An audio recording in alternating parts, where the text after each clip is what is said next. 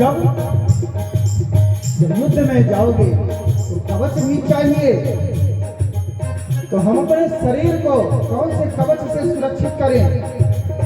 अमल अचल मन तोर समाना, अमल अचल मन समाना, सम जम नियम श्री मुख नाना, सम जम नियम श्री मुख नाना। संयम और नियम। और सबसे बड़ा कवच क्या? कवच अभेद। समझिए, सबसे बड़ा कवच क्या है? आपके ऊपर यदि यह कवच लग जाए ना तो आपका कोई बाल बांका नहीं कर सकता। वह कवच क्या कहा भगवान ने? कवच अभेद विप्र गुरु पूजा, कवच अभेद विप्र गुरु पूजा, सब विजय उपाय न दूजा, सब विजय उपाय न दूजा, सब विजय उपाय न दूजा।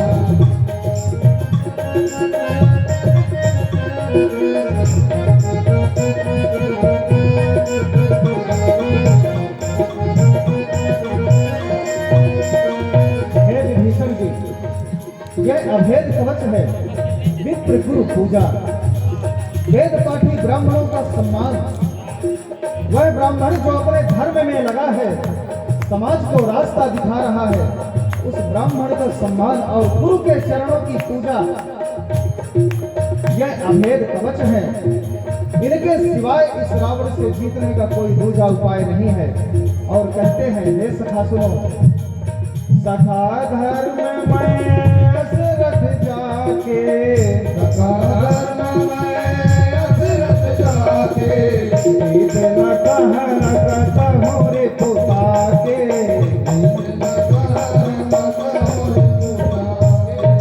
जीत न कहन कहूँ रे पुता के, जीत न कहन कहूँ रे पुता के। हे विभीषण जी, सुनिए, ऐसा धर्म में रथ जिसके पास में हो, उसका कोई भी शत्रु कैसा भी हो, कहीं भी हो, वह नहीं विजय प्राप्त कर पाएगा। शत्रु विजय कभी प्राप्त नहीं कर पाएगा, चाहे वह पूरे संसार का विजेता क्यों ना हो गया हो। और जब यह देवताओं ने देखा कि भगवान बिना रथ के हैं, इंद्रदेव के पास जाते हैं और सभी की सम्मति से इंद्रदेव अपना रथ भेजते हैं और वह रथ भगवान के पास पहुंचता है। तेज कुंज रथ दिव्य अनुपा, हरस चढ़ो कौशलपुर भूपा। वह रथ जिस पर वेद रूपी घोड़े जुटे हुए थे, वेद उच्चारण करते थे, उस रथ को भगवान ने स्वीकार किया, उस पर चढ़ गए हैं और रावण और राम जी के बीच में आज भयंकर युद्ध होने लगा है। बाणों की बरसात होने लगी है। कभी ऐसा प्रतीत होता है कि यह रावण विजयी हो जाएगा और कभी ऐसा प्रतीत होता है कि यह रावण अभी धराशायी हो जाएगा। कई दिनों तक युद्ध चलता है, रात्रि को युद्ध विराम होता है, अगले प्रातः फिर युद्ध प्रारंभ होता है और रावण को भगवान 30 बाण मारते हैं। 30 बाण। क्यों? उसके 10 सिर और 20 भुजाएं एक साथ कट जाएंगी। कट तो जाती हैं किंतु फिर से बढ़ती हैं और रावण की यह भुजाओं की बढ़त और सिरों की बढ़त को देखकर मां जानकी अधीर होती है और त्रिजटा से कहती है कि हे माता, क्या इस रावण का वध नहीं होगा? भगवान जब जानते हैं कि इसका वध कैसे होगा तो क्यों नहीं कर दे रहे? वह मुझे अत्यधिक कष्ट क्यों दे रहे हैं? बार बार भगवान की सूरत को ध्यान करके मां जानकी अत्यंत व्याकुल हो रही हैं।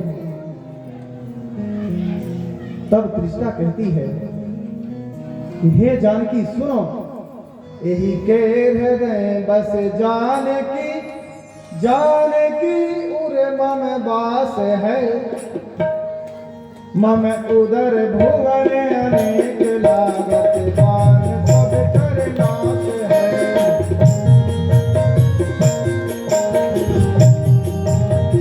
हे सीते पुत्री, भगवान जानते हैं यदि मैं रावण के हृदय में बाण मार दूंगा तो इनके हृदय बस जानकी, रावण के हृदय में मां जानकी का निवास है। रावण कोई मूर्ख नहीं था, वो जानता था कि जगदम्बा है। हृदय में हर पल उनका प्रतिबिंब रखता था। और हे जानकी, रावण के हृदय में तुम और तुम्हारे हृदय में मेरा वास है, यह राम जी जानते हैं। और भगवान यह जानते हैं कि यदि बाण मैंने चला दिया तो रावण के साथ सीता मरेगी, और सीता के हृदय में मैं हूं तो मैं भी मरूंगा, और मेरे मरते ही यह पूरा ब्रह्मांड। इतना सुनकर मां हर्षित होती है और कहती हैं, सुनी बचन मन हर विषाद मन अति देख पुन तुझ का कहा, हवे मरि रिपुए विधि सुनहि सुंदर कजहि संशय महा, हवे मरि रिपुए विधि सुनहि सुंदर कजहि संशय महा, सुंदर कजहु संशय महा। हे सीते सुनो, भगवान जानते हैं इसलिए वह सीधे रावण के हृदय पर प्रहार नहीं कर रहे हैं। अब वह कैसे मरेगा सुनो। काटत सिर होई विकल छूट जाई तब ध्यान, तब रावण हृदय